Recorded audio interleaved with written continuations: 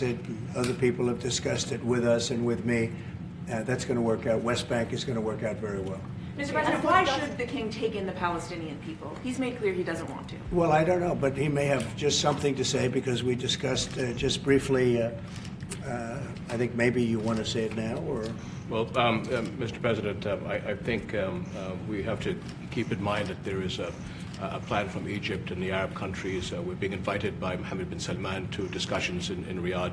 I think the point is how do we make this work in a way that is good for everybody? Right. And obviously, we have to look at the best interests of the United States, of the people in the region, especially to my people of Jordan. And we're going to have some interesting discussions today. I think one of the things that we can do right away is take 2,000 children that are either cancer children or in a very ill state to Jordan as quickly as possible, and then wait for, I think, the Egyptians to present their plan on how we can work with the president to work on the Gaza challenges. So I want to tell you, excuse me, wait, just please.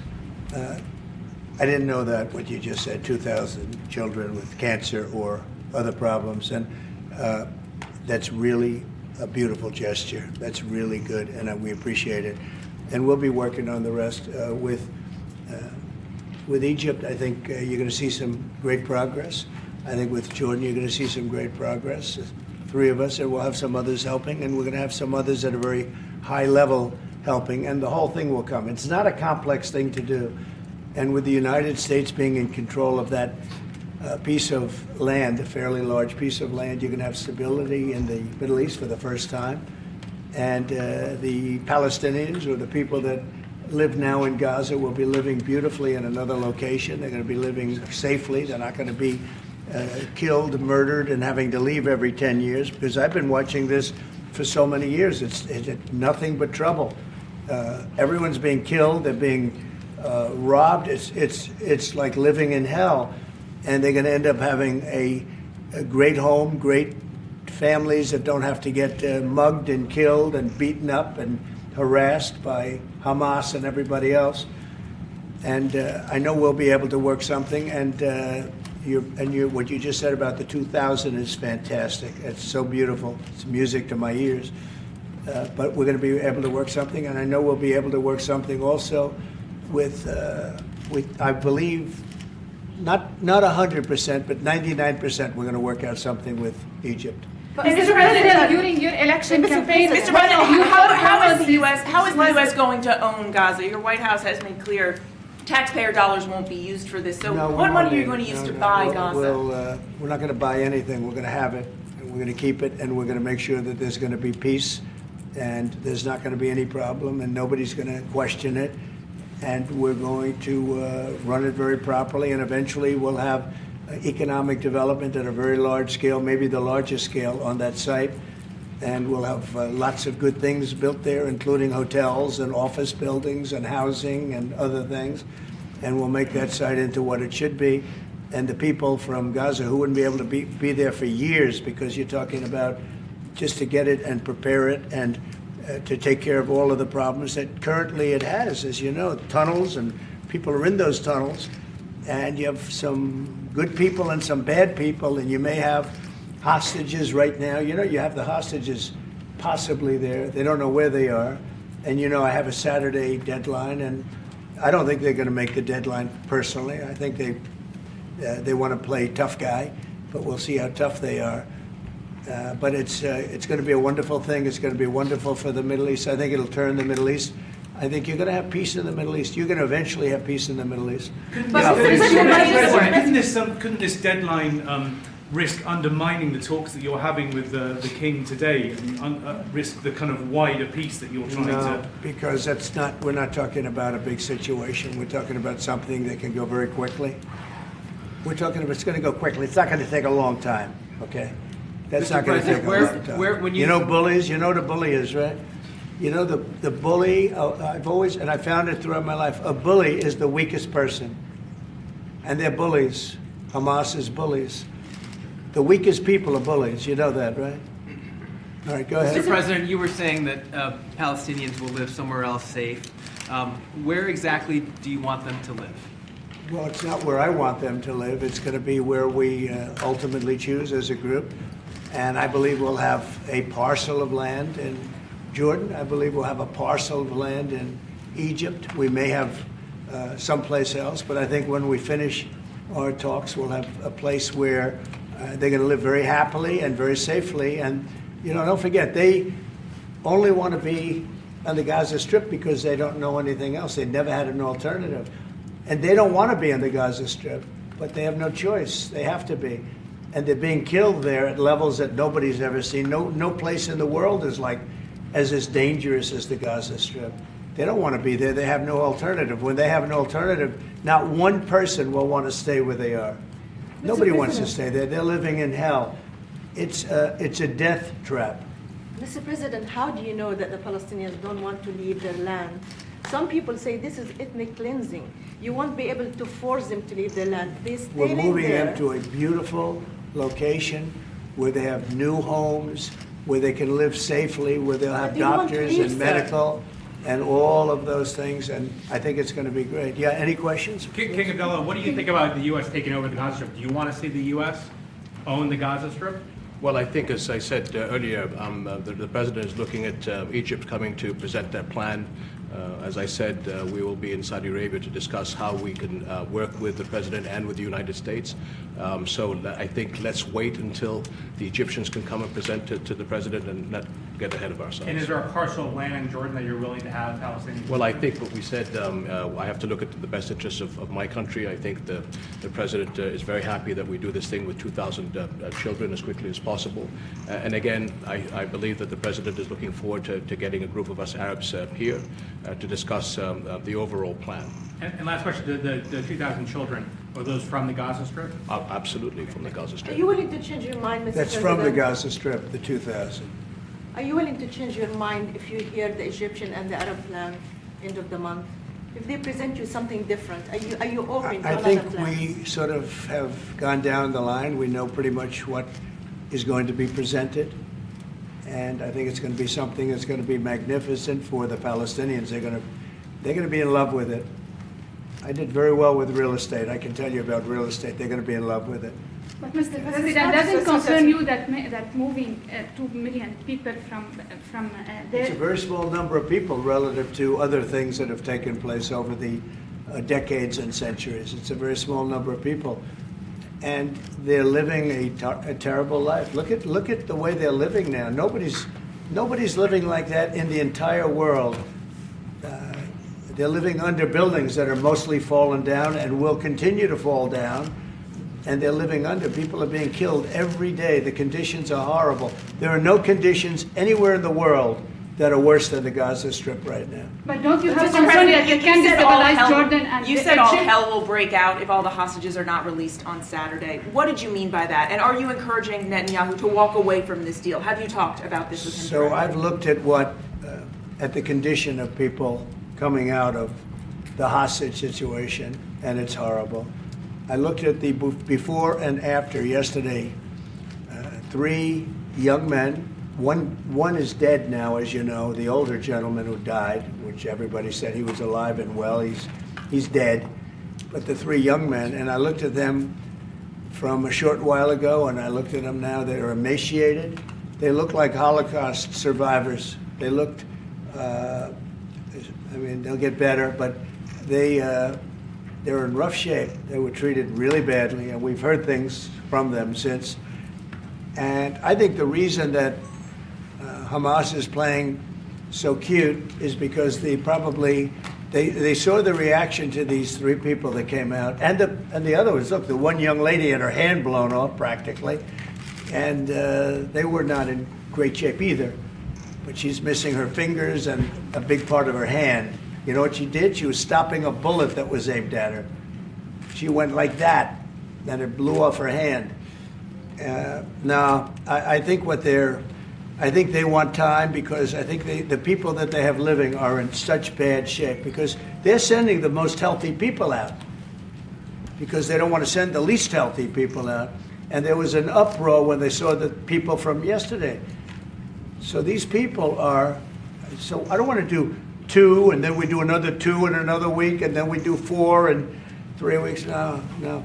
They either have them out by Saturday at 12 o'clock or all bets are off. Mr. President, Mr. President, would you still consider withholding aid to those countries if they don't accept your plans to accept? Well, I don't want to Palestinians? say that because we've had such a good relationship and we're doing so well just in the short time that we've been talking. I mean, the king just made a statement. I didn't ask him to do that, about literally saving 2,000 young children from the Gaza Strip. We didn't know about that. You didn't know about that. Nobody did except for the king and his son. I assume you told your son, right? And I just thought it was great. No, I think we'll do something. I don't have to threaten with money. We contribute a lot of money to Jordan and to Egypt, by the way, a lot, to both. But I don't have to threaten that. I think we're above that. I do believe we're above that. Would you consider other countries, not Jordan and Egypt? There was talks about Indonesia, Albania, other places. Yeah, sure, we would. And we have other countries that want to get involved. We have a lot of people that want to get involved. There's a great sense of wanting to help the Palestinians. There's a lot of good countries out there, people that rule those countries with big hearts, and this gentleman is at the top of the list. And if they don't want to leave, how are you going to force them, Mr. President? Oh, they're going to be great. They're going to be very happy. Can you Your give us a Majesty, sense, Your Mr. Majesty, President, should we may I- expect that the may I- Jordanian response would be part of a coordinated Arab response? The response will be from a multitude of countries, Arab, international. I know the Europeans want to step in. And again, we'll probably have to look to the help of the United States to make sure that COGAT, which is the clearing agency on the Israeli side, makes this as efficient as possible, because 2,000 kids, the best way to get to them is by helicopters and get them straight to our institutions. And I also believe that quite a few countries would also probably like to take some of those kids and have That's them right. treated in their hospitals. So Now, we this hope to should have launch been this done- ASAP. Yes, and that's right. This should have been done by the Biden administration, but, you know, they didn't do anything. They didn't know what the hell they were doing. So this should have been done by the Biden administration. This should have never happened because October 7th would have never happened if I were president. Zero chance of happening. You wouldn't have had that whole mess where the Middle East got blown up, and you wouldn't have had Ukraine and Russia fighting. That would have never happened. And by the way, we're making good progress there, I think. I really think we're making some very good progress. Mr. President, President, you've said team are you before that putting in the charge U.S. of it? would buy Gaza, and today you just said we're not going to buy Gaza. We're not going to have to buy. We're going to have Gaza. We don't have to buy. There's nothing to buy. We will have Gaza. What does that mean? No reason to buy. There is nothing to buy. It's Gaza. It's a war-torn area. We're going to take it. We're going to hold it. We're going to cherish it. We're going to get it going eventually, where a lot of jobs are going to be created for the people in the Middle East. It's going to be for the people in the Middle East, but I think it can be a diamond. It can be an absolute tremendous asset for the Middle East. And you're going to have peace. It's going to bring peace in the Middle East. Gaza, the way it is right now, every 10 years you're going to have the same thing happening. I've watched it so long, all the death and destruction of Gaza. The civilization's been wiped out in Gaza. No, it's going to be a tremendous thing. It's fronting on the sea. It's going to be a great economic development job. It's going to put people to work, a lot of people to work. And those people are all going to be from the Middle East. And just to follow up with one on that for King Abdullah, can you clarify again, sir, how do you feel about the U.S. taking Gaza, as the president said?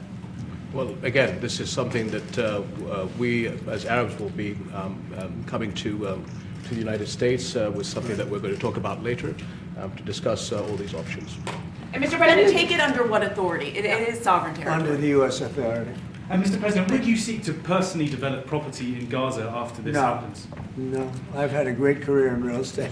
Mr. I don't- President, I your don't- team- You know, when you've done what I've done in the last number of years, including the 4 years that we should have been doing something else, frankly, because people see that now for sure. But when you've done what I've done, you can just do more good for people when you're president. When you're president, we can do things. This is all things that should have been done, but actually things that shouldn't have had to be done. Gaza, absolutely, it would have been so great if the Biden administration would have started this. But actually, in all fairness to them, it was They should have never let it happen. It did happen. And because of the fact that they let this happen, this catastrophe of October 7th, something like this becomes practical and very real, meaning the development and all of the things that I've talked about with respect to the Gaza Strip. If you didn't have the October 7th catastrophe, and it was a horrible catastrophe, then probably you wouldn't be talking about that. But the only thing I can say is this is going to bring stability and peace to the Middle East. And ultimately, when it's developed, which will be in quite a while from now, because we want to let things calm down. But when it's developed, it's going to bring tremendous numbers of jobs to the Middle East, including the people of your country. So Mr. President, what if it does not bring peace to the Middle East? There are many Palestinians, even though you say that everything is going to be beautiful, everything is going to be lovely, they're not going to want to go back. There are going to be people who want to go back and feel like that it is their right to do that. You haven't said, will there be any type of repercussions or anything that happens? We don't think that's going to happen. We think people are going to be very happy, thrilled. A lot of those people that you're talking about are going to end up maybe living there and maybe working there, but it'll be in a different form. We have had tremendous support for this project, and we think the biggest asset of the project is going to bring peace ultimately to the Middle East. All right. Mr. President, one last question. Go ahead, behind you, and you've asked enough. Mr. President, one of your promises on the campaign trail is to bring peace to the Middle East. It was a promise to your Arab voters here. The Arab voters in the United States oppose this. What do you say to that? Well, you know, if you look at Michigan, where we have a large Arab population, as you know, I was just telling the King that we won. As you know, I won the Arab population. Now, when I started off, I wasn't leading, and when I finished, a few months later, we started campaigning in Michigan. And when I finished, we won it by a tremendous amount, by 30 points. So my relationship with the Arab population has been fantastic, and my relationship with the Middle East is very good with all the countries, just about all the countries. Let's see, I would say all the countries. And they all want to do something, and they want to see peace in the Middle East. All the stories you hear about the Middle East not really wanting peace, that they want war, they want this, they want to go a certain place. Let me tell you, those stories are false. They want to have peace. I know them all very well. They want to have peace. They want to have a good life like other people. And this will be a big factor in bringing peace to the Middle East. Thank you very much, everybody. All right, guys. Thank you, guys. Let's go. Thank you for watching. Make sure you subscribe to our YouTube channel and be sure to watch more videos from Fox Illinois.